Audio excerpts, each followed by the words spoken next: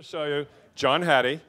I actually prefer facts to opinion about how to improve things, and then we can go to opinion. But I just want to know, what do we know about teaching and learning? So this is the John Hattie list, and it turns out, number one is the quality of feedback to a teacher, as explained, about what kids know and don't know. So what that means to me, we can all interpret it now, but I think we should make thinking visible.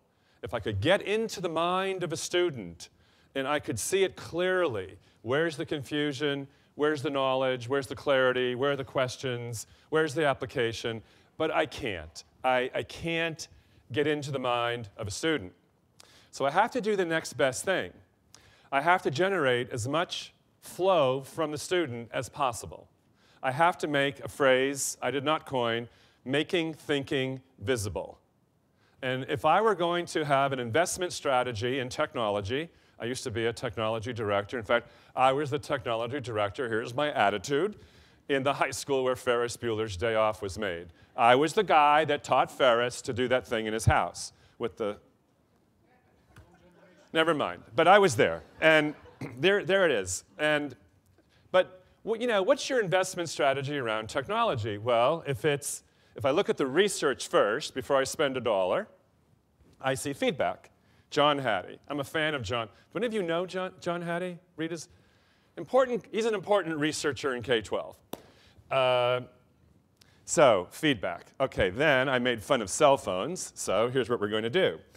We're going to take a quick look, and there's a biology teacher came up and said, well, I'm a biology teacher, so I'm going to give you a quick lesson. We're going to do it with feedback and cell phones. Take out your cell phones and turn them on. I know it's not allowed in some schools, but I don't know how to live like that. So I need every tool I can to make thinking visible. I'm not going to deny a teacher a tool if it can elucidate feedback to the teacher of what a student is thinking. I would never stop a teacher from using a tool like the cell phone. All right, so let's take photosynthesis, something everybody probably took in school. There are 4 subsystems that a plant needs to grow.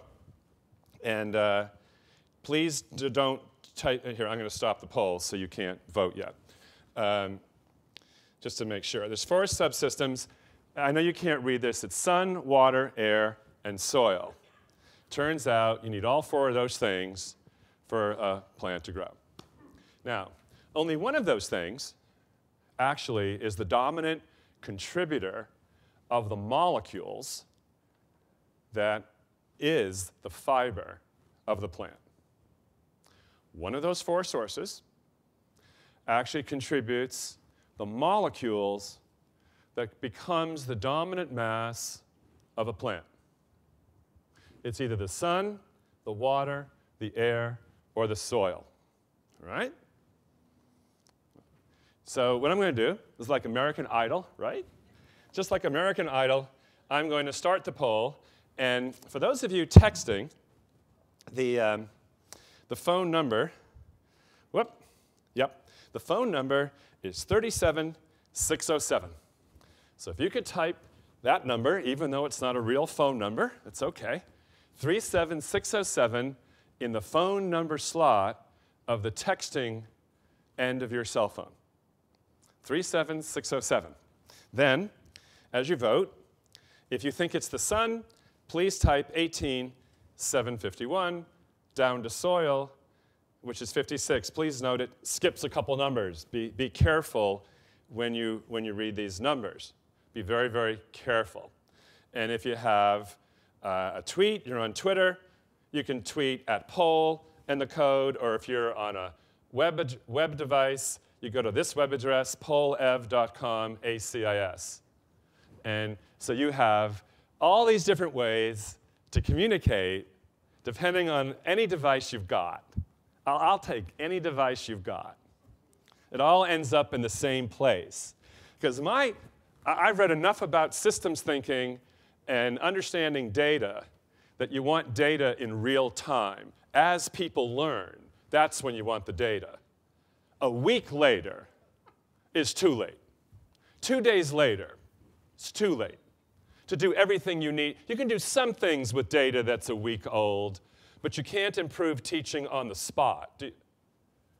All right, so this is what we're going to do. And in the interest of time, I'm going to shut the poll down. By the way, this is a free tool. This is one of the first things I do with cell phones. I'll show you a video of a Harvard professor in a moment. One of the first things I'm going to do with cell phones is teach teachers how to generate data all during class, from first grade all the way through. All right, so we got that. Now, I'm going to stop the poll, and I'm going to engage in a pedagogy that was unusual for me. It turns out the best the room did, if the answer's water, half the room's right. If the answer isn't water, it goes down fast. The room didn't do very well, I'm just going to tell you. Room didn't do very well. And that's probably because you had a teacher who told you the answer, and you read a book that told you the answer. You didn't suffer for it. You were spoon-fed the answer. I'm going to make you suffer for it. So here's how I make you suffer for it. I'm going to tell you some other things, and you're going to connect the dots with a neighbor in conversation. And then I'm going to vote again. We're going to vote again. Here's the other things. Please don't blurt out the answer.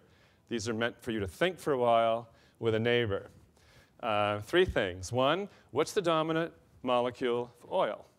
2, what's the original source of oil? Where does oil come from? 3, scientists say that if we cut the rainforest, the temperature of the planet will go up because something is going on between trees growing in a forest and the atmosphere. So if we keep cutting those trees in the rainforest, temperature of the planet is going to go up. Why? Discuss those 3 things with a neighbor, then defend your answer and question your neighbor and try to convince each other to change minds. Dominant molecule of oil, where does oil come from? What's going on in the rainforest between trees and the atmosphere? Go ahead.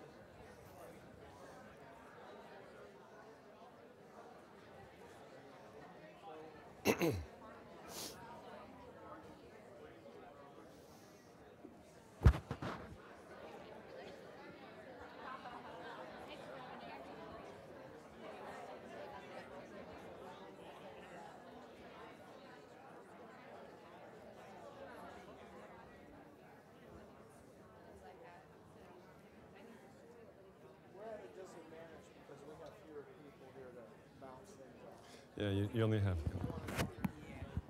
I can't. I don't want to influence your thinking. Well, I'll lead you through it. I mean, what's the dominant molecule of oil? That was where we got stuck. Oil. Oxygen? Yeah. No. Carbon dioxide? Carbon. Carbon. There we go. So then air. Carbon. We have a carbon economy. Yeah. Carbon. Petroleum, oil is carbon. Okay. Coal, carbon. Coal is the same source as oil, plants. Okay. So plants provided the original material that made coal and oil. Which ended up in the soil. And so where'd the carbon come from? So the next question is, where's the carbon originate? Okay. That's the question. That's the question.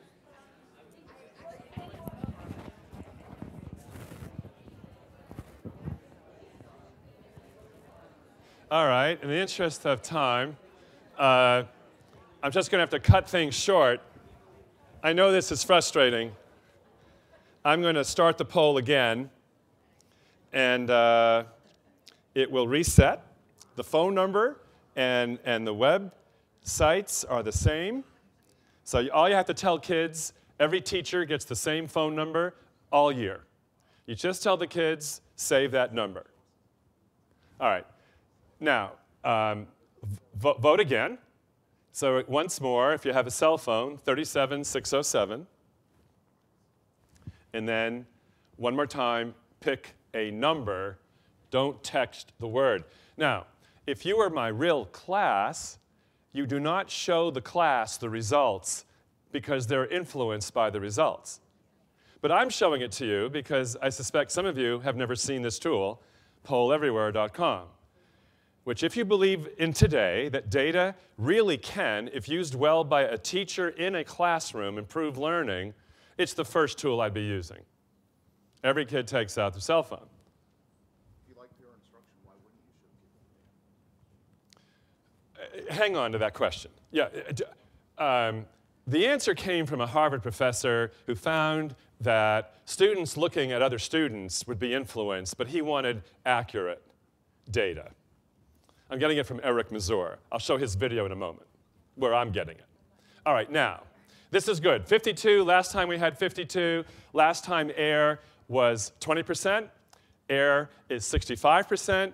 Air is the answer. Carbon dioxide in the air. Plant takes in the carbon dioxide, lets out oxygen, keeps the carbon. Now, that interests me. I didn't tell you.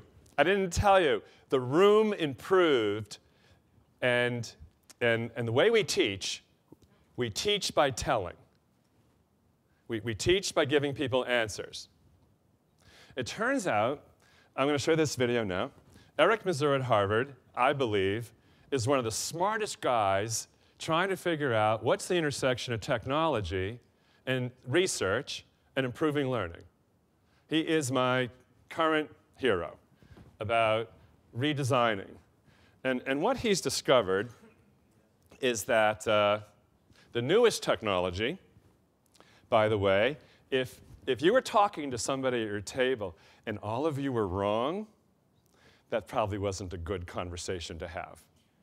It turns out if one of you was right in a team of 4, one of you was right, and I could guarantee that across the room, that number, 65%, goes to 85, 90, 95%.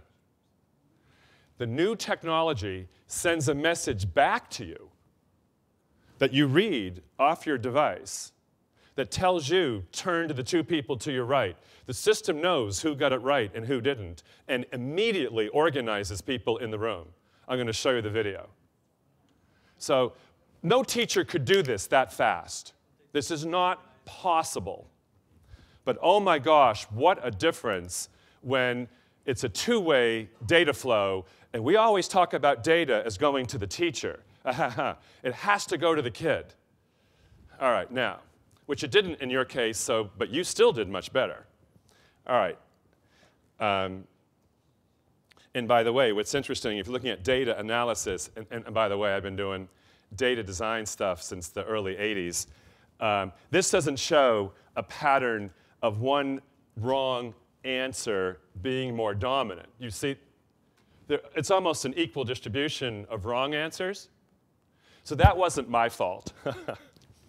But, no, you understand, but if sun were 50% and air were 50%, that's not the class's problem, that's my fault. Do you understand that we've got to teach teachers the pattern of data every 10 minutes, not once a year? I mean, this is unbelievable, this conversation we're having. We need data flow all the time. Now, okay, now I'm going to show you the video that makes some suggestions. Any questions so far? We're okay on patterns? By the way, another phenomena, because I have taught this way. When the kids finally do see the data, you always show the kids the data. And one kid sees that he's the only one that got one wrong. He's the only one. Then he asks for help. But most kids don't know how many other kids in the room are doing while they're learning. So revealing the data turns out to be really, really important because it makes kids realize they're the only one. They ask for much more help. This is a really important experience for teachers to have. Okay, all free, polleverywhere.com. All right, now, let me jump to Eric Mazur. Eric Mazur is the applied dean of physics at Harvard. Eric Mazur teaches physics at Harvard.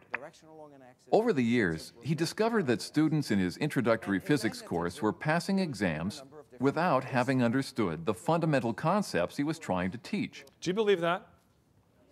Do you believe at Harvard you can get high test scores?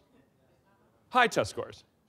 But not actually be able to apply, that would be you in photosynthesis, by the way.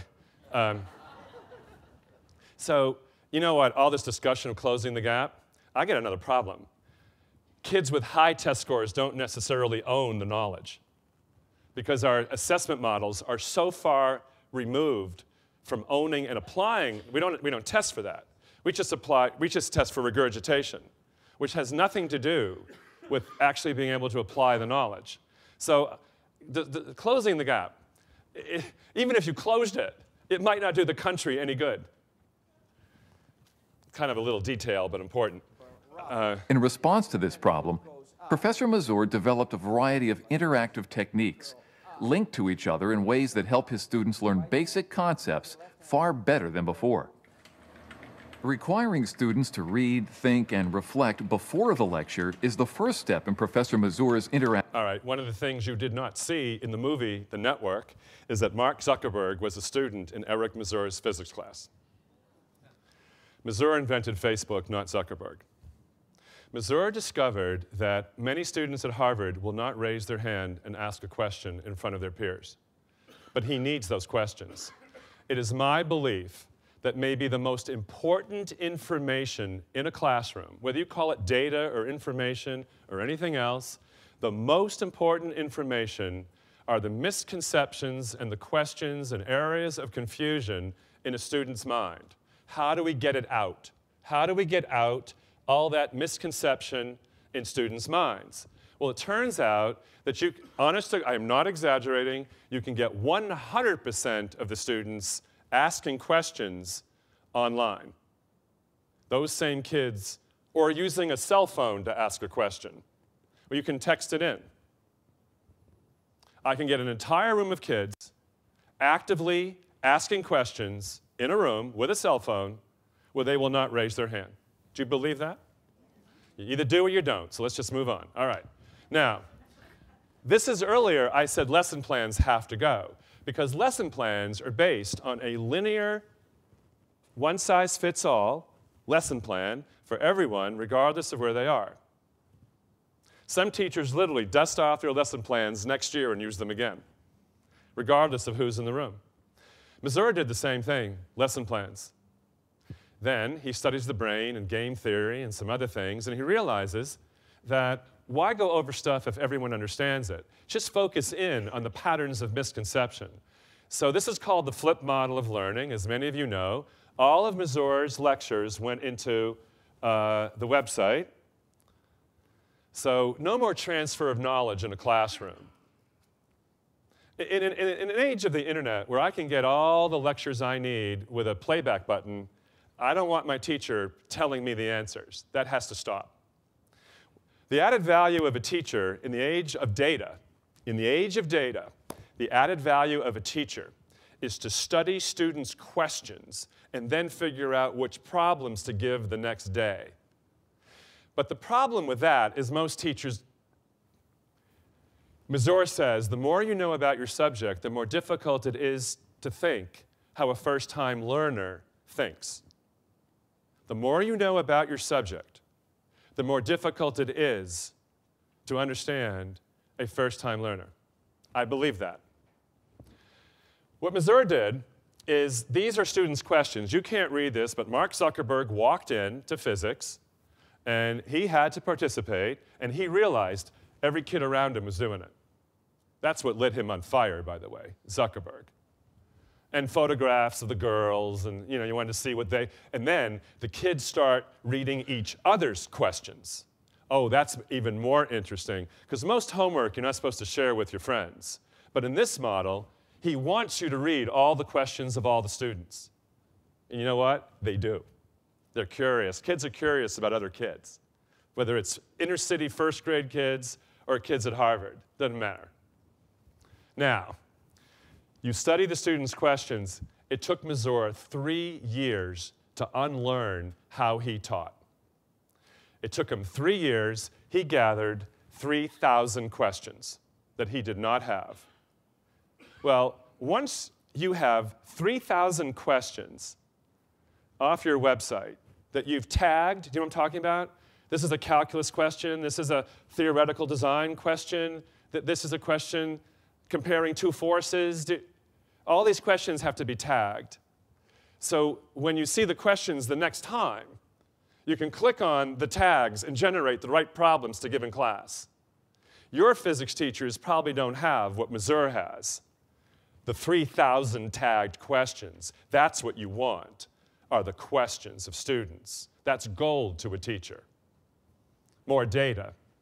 By the way, under this auditorium in the room. Active process. He also uses the course website to monitor their learning and communicate with his students. I don't go into the classroom lecturing on what I think. I've already said that. No, so let's skip that. He studies the questions. He figures out what problem. She's just saying how great it is. We can skip her. He puts up a question. I've shown you this. This one happens to be in physics. Let's move on to that. Overhead projector a question. And then I tell them, take a minute to think about it. They think about it. And after they've thought about it, I need to get some feedback on their answers. So turn to your neighbor and see if you can convince one another of the correct choice. Turn to your neighbor. I've sat in his classroom. I've watched him teach. I'm just going to tell you a personal note. I sat in the same classroom when I was a computer science student at Harvard, the exact same room. My professors did not say, turn to your neighbor and discuss things, not once, except one professor on the first day of course who said, turn to your left, turn to your right. One of them will be gone by the end of this week. Say goodbye now. And they were proud of that. They were proud of getting rid of you. I'm just going to tell you. Okay, that's over. Now, then Mazur wades in and he starts listening.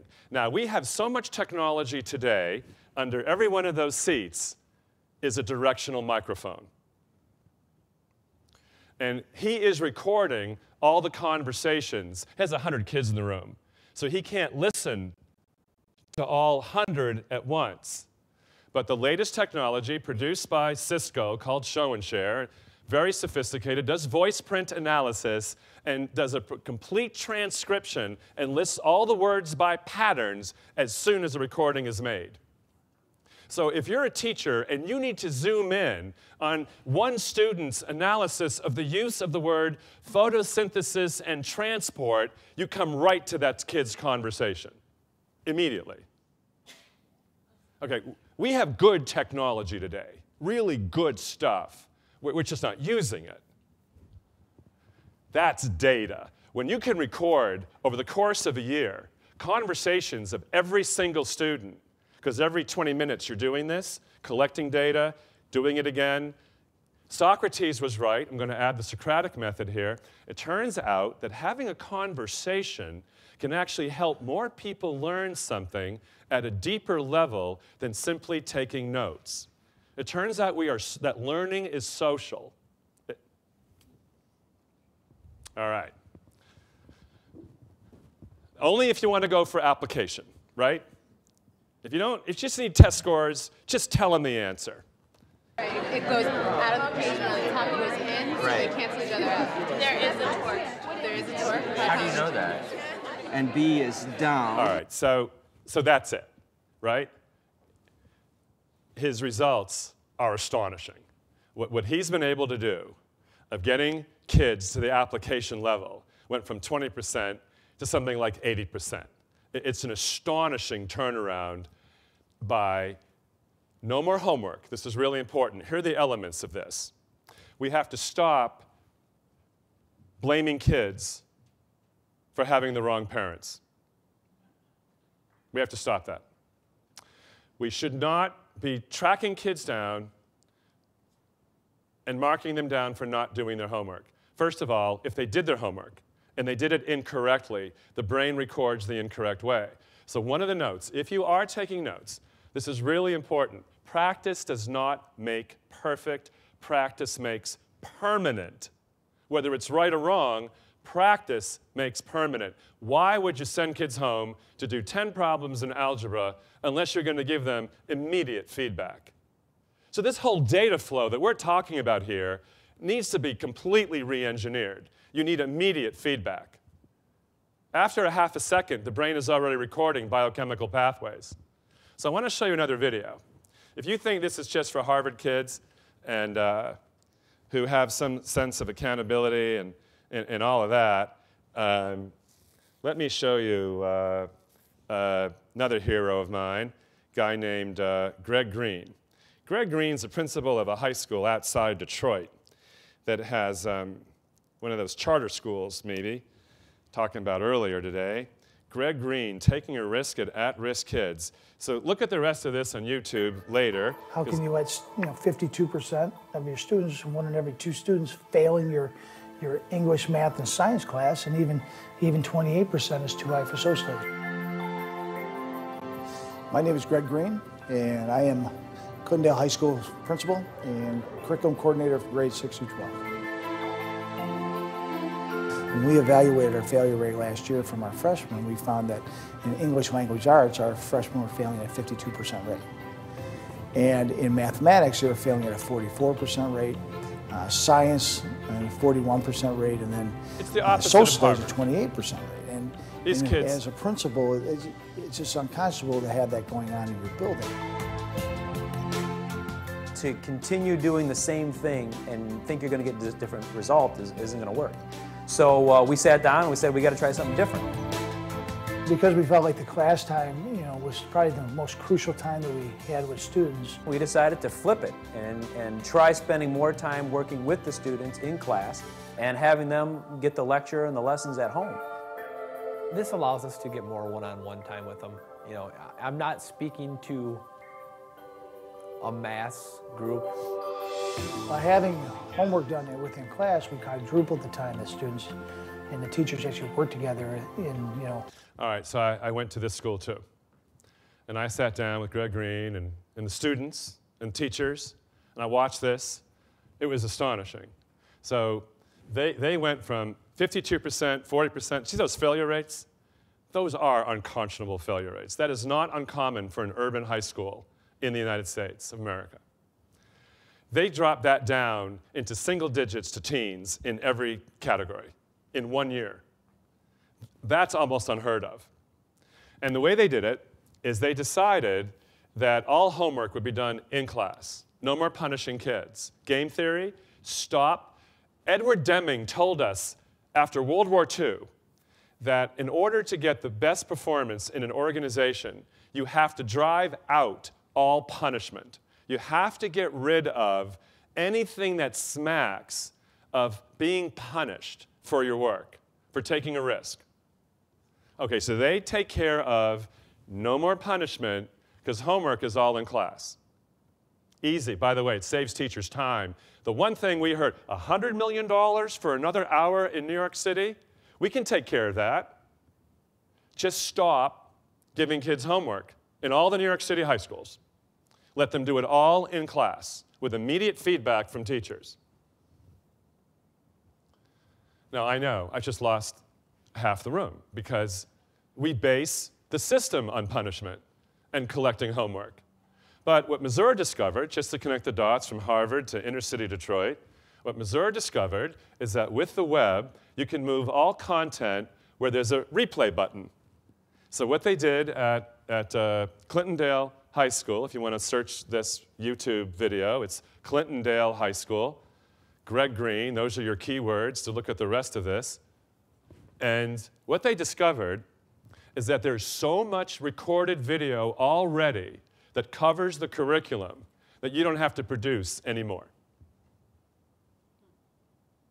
You just have to organize it. Now, a lot of those kids don't have internet at home. Some do, some don't. Doesn't matter. If they come to class unprepared, don't punish them. Just send them over to the corner where you do have a couple of computers set up and say, go review now. So it's right there at the moment they need it. Now, the data thing with collecting how a class does, in fact, are the Bergen County people still here? They left Bob Goodman's team. Do you know Bob Goodman? Bob Goodman, another one of my heroes, the Jersey Teacher of the Year in physics. Bob Goodman? When Bob Goodman was a physics teacher at Bergen County Technical High School, no kids were taking AP Physics. It was 0. My understanding, talking to the assistant superintendent who was here today, right, because you were sitting next to her, is by the time Bob Goodman left that high school, 65% of the kids were passing AP Physics from 0 in a technical high school. I know Bergen County is not your average county. I got that. But what's really interesting is Bob's got that thing he's starting up in Newark at Technology High School in Newark, and I visited that too. So same thing with Bob Goodman's model. And by the way, I flew Bob to Boston from Newark, and he and I went together to Eric Mazur's classroom because meeting Bob, right, Jim Lerman introduced me. Where's Jim? Is Jim still here, right? Jim said, Alan, you got to go see this guy over in Newark. So Jim drives me over to Newark, and I'm astonished at what is happening in Newark because it's the same model as Harvard, and they've never talked to each other. So how do two physics people come up with the exact same model, which is counterintuitive to the culture? You know why? It's common sense in the end. Why punish kids? Why, if you learn how the brain works, the brain needs half a second for feedback.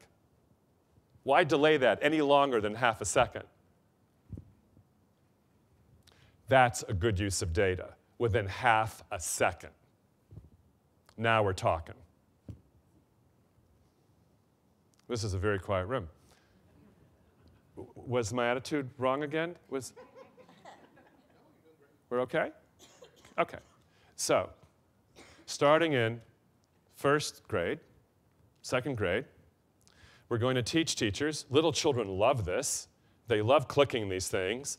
They love using their cell phones or clickers or little iPads or whatever they've got. They love voting. They love seeing the pattern of where they sit in. They love knowing how they do in regard to everybody else. They love being supported. Children need the data from the whole class to know how they fit in. They almost never get that. That piece has been missing from this conversation. Any questions or attitude adjustments I have to do? Yes, Phil? Yep. I know too many people in this room. That's why you're not mad at me. You know me. Yeah. One of the questions in a group like this would be, yeah. It sounds like it would be a wonderful thing to do, but they're going to go back to their, it sounds like a wonderful thing to do, but they're going to go back to their local school district or school. And you've done this before, so what's the secret to making that revolutionary change in a school? I asked Greg Green that. Greg Green, okay, so he's desperate to improve his school. He's tried everything for years, and those numbers are not moving. And then one day, a math teacher decides to take a risk, reads something about cognitive science, understands the half-second feedback, and decides homework is in class. And the math department decides to go along, just one department. That year, when they took the state test, the math test went up 10% across the school. Every other test they took went down. So in that case, the use of endpoint data was really useful. So Greg Green presents the data and he says, look, there's only one department in this school that has able to reverse the continuous failure of our students, and that's math, and they did this flip thing. We're all doing it. That's what they did. It took them 2 years to get the entire school ramped up. But I was asking the superintendent, the assistant superintendent from Bergen Technical, she thought 3 years would be realistic. So year one teacher does it. One teacher is allowed. There may be a teacher in this room. I don't know. There's one teacher who's going to be allowed to tell the parents all the homework is going to be done in school. And I'm going to make sure that your students have access to multiple libraries of video covering the curriculum. That teacher's results will be examined on whatever measures you now accept. And if the teacher goes up, next year it's the department, and the year after that, it's the whole school. That's the secret sauce. Don't make everyone do it at once. How do you deal with the families or students who don't have access? Perfect. Okay. Well, first of all, you've asked two questions. The people who sometimes get upset are the parents, because they think school should look like the one they went to, and they had homework. So the kid comes home and says, no homework. There is homework. It's asking questions, but they're not having, they say there's no homework this year in math. Well, that parent is on the phone to the principal saying, I'm pulling my kid out. And the principal says, why don't you come in? So what they had to do is they invited 5 parents at a time to sit in classrooms and watch. They did not lose a single parent. Those parents came in and couldn't believe what they saw. Every kid working, every kid helping one another, like we just did at these tables. Okay, so that, you can solve the family resistance problem. That's a solvable problem. What was your next problem? Oh, yeah, yeah. Well, Bob Goodman will tell you in Newark, every kid doesn't have access. And so, again, you don't blame the kid. You know, there are kids, I talked to kids in that school, and I said, well, why didn't you used to do homework? And they said, have you been to my house? Do you know what my house is like? So we got some homes that are not conducive to doing homework. Well, let's just agree to that now. And they just make it available in class at the moment you need to learn. Push a button. Too much punishment. There's too much punishment. At that school, they also keep the library open for kids who don't have access. Before school, after school, housing project, yeah, all good. Any other? We're good? How many of you are doing this? I bet you all are, right? I'm probably giving you a lecture of something you already know. But how many of you are doing this? You are? How's it go? What I do. Oh, it's what you do? Yeah. I don't know who you are. Sorry, I'm with Academic Merit. We actually work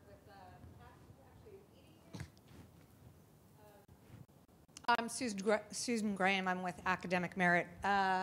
We do online solutions for middle school and high school English language arts. We've got a blended approach as well as an assessment tool that teachers can do anytime, anywhere. Click of a button, student reads a passage, close reading, and they get immediate feedback. The only thing they don't get immediate feedback on is a written essay that they write. And I've seen the same question of access. I've got schools in Maine that are one-to-one that use it. I have schools that aren't one-to-one that use a classroom cart or a library. They make it work. Okay. Any teacher, any school here doing it? I do appreciate that you're providing resources to do. That's wonderful. Anybody? No one in the room? Okay. We're at Bergenfield High School in Bergen County, New Jersey, works with Bob Goodman. We're doing PSI physics, and it's been a great success. PSI physics? Yes. We started doing PSI physics 2 years ago, and the parents weren't for it at first. No. And then they wanted to help. We beat them to the punch. We had an evening parent meeting with all of our freshmen, because we're doing freshman PSI physics first. Yeah. And they were getting ready to lynch us, and we turned the whole thing around and said about our algebra scores and how things were going to be great, and how we opened up after-school hours for kids. That we have 33 to 50 kids after school working with physics teachers who have volunteered to come in And it's been a great program through PSI Physics. And you know, in case you want to grow the economy, right? Let's get real here. The only way out of our economic mess is to sell stuff overseas.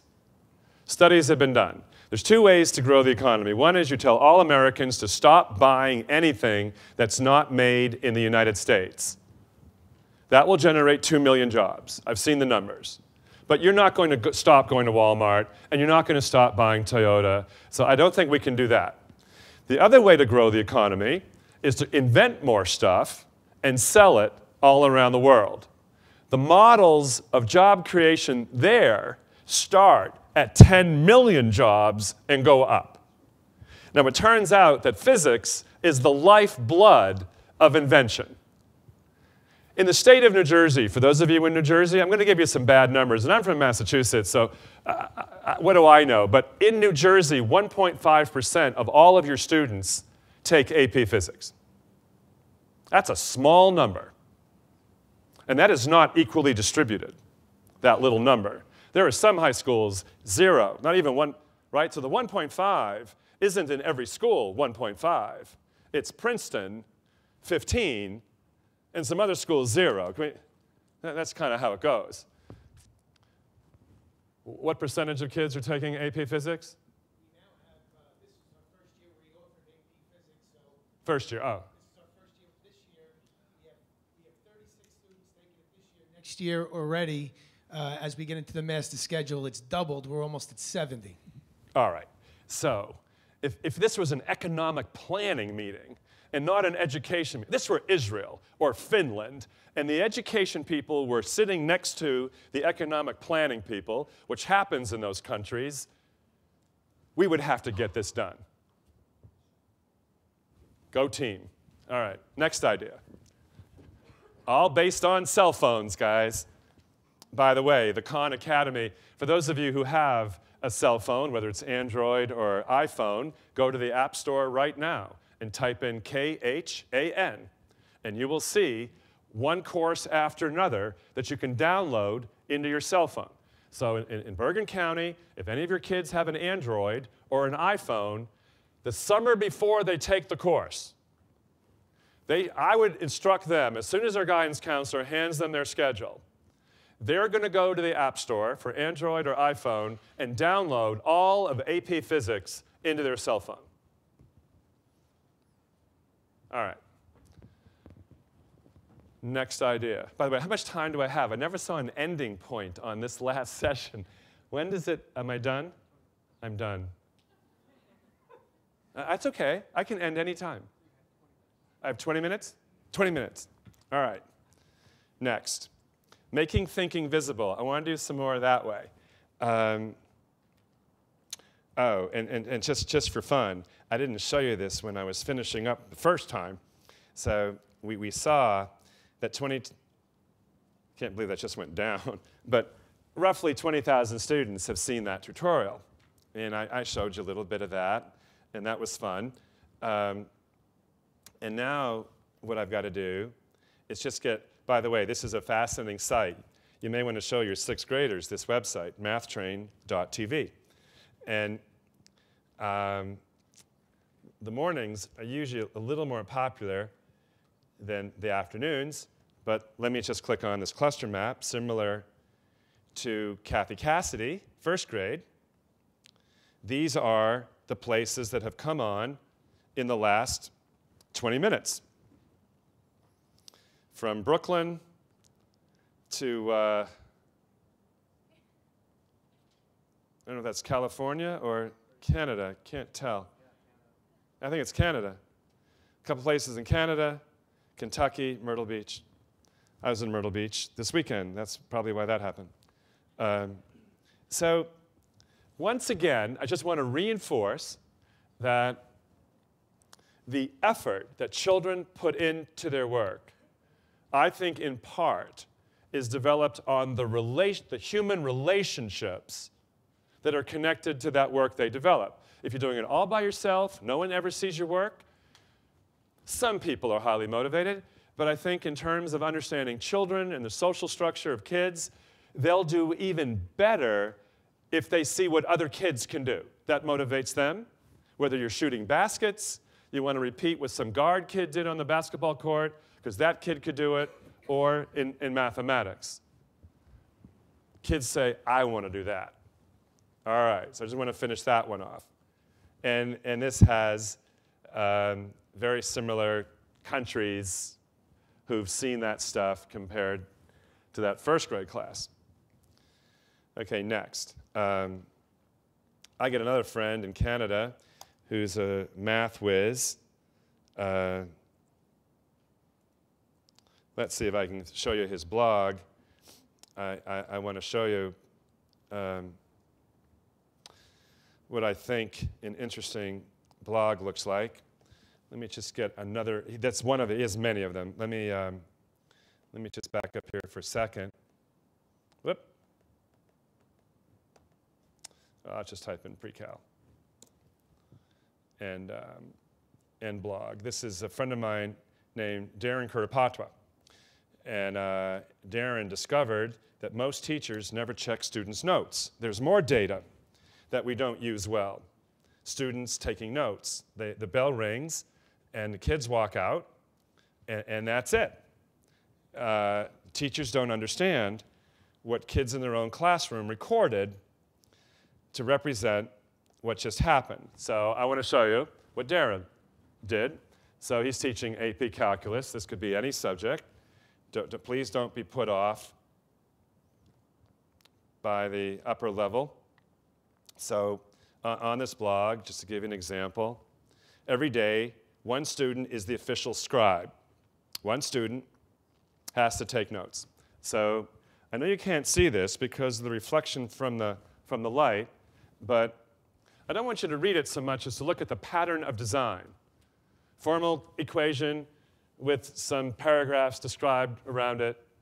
That's one style of students taking notes. And then the next day, it's a different kid. Different style. The next day, it's a different kid. Different style. The next day, it's a different kid. Another different style. Well, most teachers don't have something like this recorded that includes every kid they've ever had in that class. Honest to gosh, many teachers, the notes just walk out of class. No teacher checks any of the notes all year. That's ridiculous. That's important data.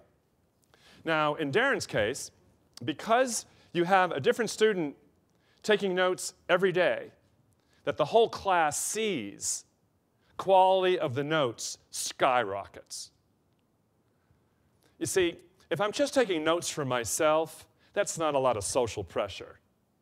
I love social pressure.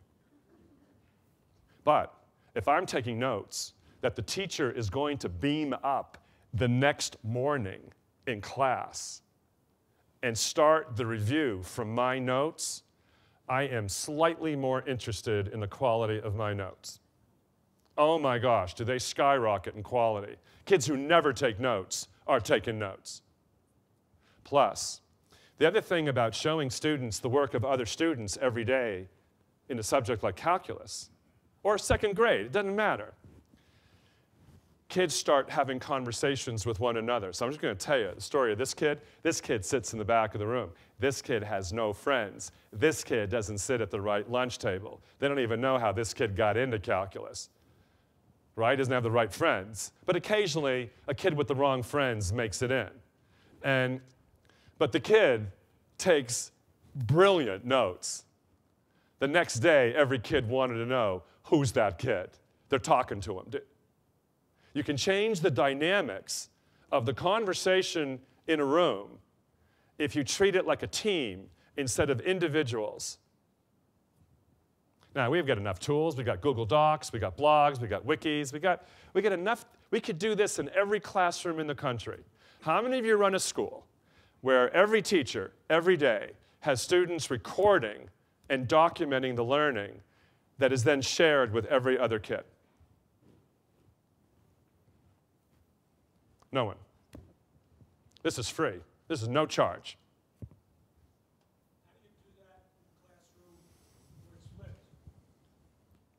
Well, it's a kind.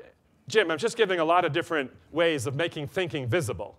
So in a classroom, okay, in the Bergen County situation, they got physics, right? Okay, so let me show you in a flipped classroom. Okay. You are a troubled student, aren't you, Jim? But I'm glad you asked. I am so glad you asked, because I want to show you that leads to some other features. It turns out that some kids, they do social bookmarking in this class too, which I would use to support the flip. So you probably know what social bookmarking is. Social bookmarking means that if I'm home and I see a great site on calculus solutions, I bookmark it, and it's in my hard drive. You don't get to see what I bookmarked at my house. But if you're in my class, I'm going to tell you to log on to Digo. Everybody in my class is going to log on to Digo. As soon as you bookmark something, it goes to every kid in the class automatically. Now, if only 10% of the kids love physics, so we'll take your class. If the 36, you got 4 kids who really want to be engineers, right? So they are out on the web at night looking for a YouTube video on acceleration and velocity, and they find one. But the other kids don't take the extra effort to do that. What you need at the Bergen County thing is to give every kid, do you know about Digo?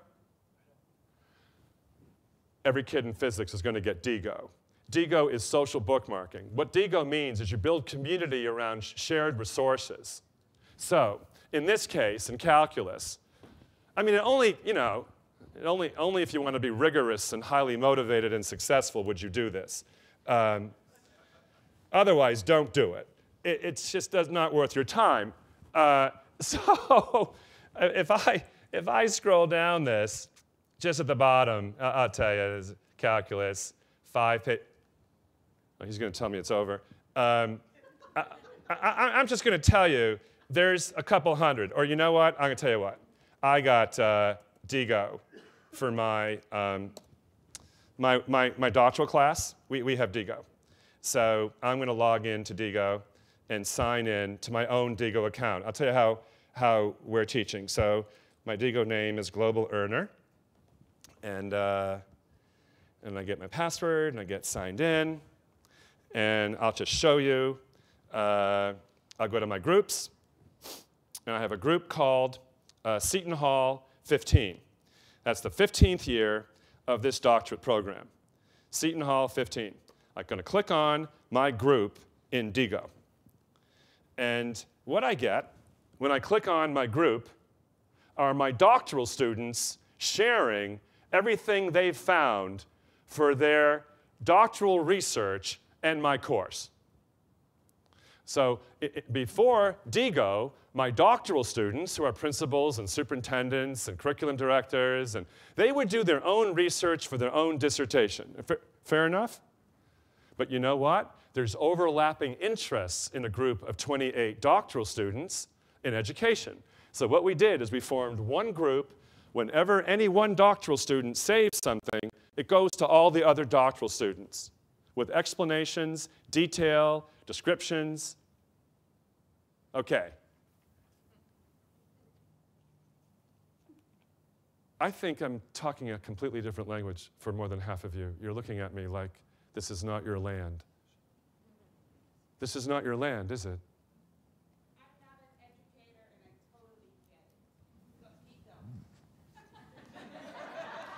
Hallelujah. I only need one person to help me. Good. Thank you, thank you, thank you. All right. And what is fascinating is it's free. It is no charge. So, in Bergen County, we're going to do 2 things. Every one of your students is going to get a free Digo account. Your teachers will get a group, and they are going to call it Bergen AP Physics. When any one of your students finds a YouTube video explaining anything in AP Physics, the way it's set up, it automatically goes to the group. Just trust me. This is done. By the end of the year, next year, the teacher is going to have a library of learning resources found by your students that if they worked all year, they couldn't have found. Next year, you're going to build on that. You're not going to start over again. You're going to keep building the library. AP Physics, Chemistry, Biology, English Literature, American History, the works. Every kid should get DIGO in the 3rd grade. 3rd grade, you get DIGO.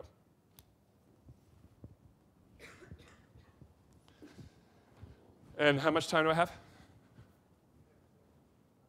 How much? 7. Okay. Good. Now, for your own learning, there's TweetDeck. So while we've been here, I haven't looked at this, I'm kind of afraid, but the hashtag for this room is EdWeekLive. And these different people, I don't know who they are commenting on what is happening with their notes. So without even me setting it up, there are a number of people who have commented on this presentation while I've been presenting. Can you read that? In TweetDeck? How many of you have something like TweetDeck? Okay, the rest of you, you have to get TweetDeck. All your students in Bergen County and AP Physics are going to get TweetDeck. And the way it's going to run is you're going to create a hashtag for that course. Call it Bergen AP PH, right? Hashtag. That way, whenever a student, you see the little tweet sign in a lot of websites, tweet this, tweet that, tweet this, tweet that. Okay. You're going to have a column that's going to link all your kids' tweets together. This is a little different than social bookmarking. Social bookmarking is just resources. TweetDeck is people's commentary of how they feel about the resources. So frankly, in the old days, I used to think I was the most important guy in a room like this. My knowledge is the most important knowledge. I don't believe that anymore. Now what I believe is that all the people writing here, we always talk about data going to the teacher, it has to go to the kid. Okay, so someone thought that was worth repeating. And then I can look at all of these things. Now, if you were my class, you'd keep tweeting over the next 12 months. Because what happens tomorrow, in my opinion, is more important than today. Today is not real. Today is you're out of school. You're not doing it. You're just hoping to pick up an idea today. But tomorrow, when you go back and you tweet, you go, oh my God, I gave homework in class and it really works. That helps everybody else in the room. So for those of you who aren't following the hashtag, it's EdWeekLive. It moves forward? Yep, good. By the way, the hashtag for, see, I was with TASA, that's the Texas Association of Superintendents. Where was that? TASA. These are all, oh, and if you really want to learn about the flipped class, you really want to learn, you think that was a good enough idea to criticize, there's a hashtag for flipped class. So if you go to TweetDeck and you type in #flipped_class, do you know how to use TweetDeck? I'll have to show you that in a moment. So I want to start having flipped class kids make their own videos. Fantastic. Getting my wife to flip for me. Oh, I hope that's... I don't know if I want to look at that one, but you understand, don't you? Other than the wife flipping, she's probably a teacher. I'm sure it's legit. I'm sure it's legit. But you never know, so I'm not going to look at it right now. But what's interesting is, let's say, flipping with Kirsch, week 9, from their mouth, student comments, Algebra 1, and math analysis. So I'm going to click on the link, because I'm interested in the flip, and I'm interested in math, and I want to know, what do kids say? Flipping it with Kirsch, week 9. So now I can take a look at purpose of this blog, and I can see what kids are writing about in terms of flipping their math class. I can go over to that, I can click on that, there's a link, get to the blog, flipping with Kirsch. Purpose of this blog, a place to reflect and analyze use of my flipped classroom method teaching.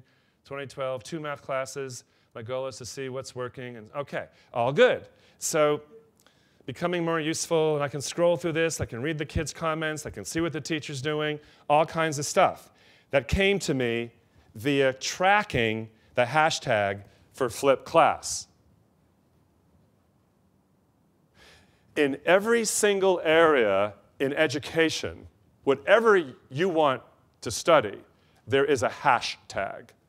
That is a keyword that links you to everybody else on the planet who cares about that topic, who is on Twitter.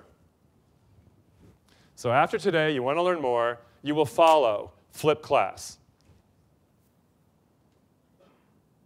Okay, here's how you do it. All right, so I think I'm talking to people who might not have had the opportunity, not your fault. You probably went to a college that didn't teach you. So what you want to do is get TweetDeck. I'll end with this because I'm trying to be good with your time. TweetDeck. And you go to tweetdeck.com and you get to this website and you just hit download for Windows or Macintosh. If you have an iPad, you go to the App Store. If you have an iPhone or Android, you go to the App Store. You get it set up for your phone, your iPad, and your laptop. All free. Good. Then, once you get it, depending on your device, a slightly different way of managing it, but I'll tell you in general. At the top, there's a plus sign that says add a column.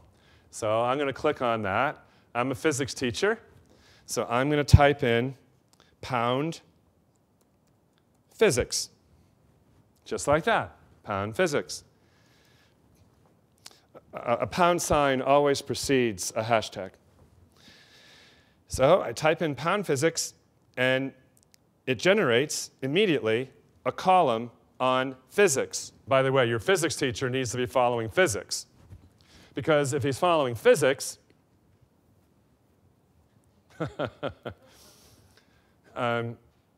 he'll see all these resources of other teachers sharing, and even some students. You make friends, talk back to people, build your network of physics teachers around the world. When I start my new school, every teacher will be required to follow the ideas of what they teach. That will be an absolute requirement. We will not discuss that. And every teacher will have DIGO.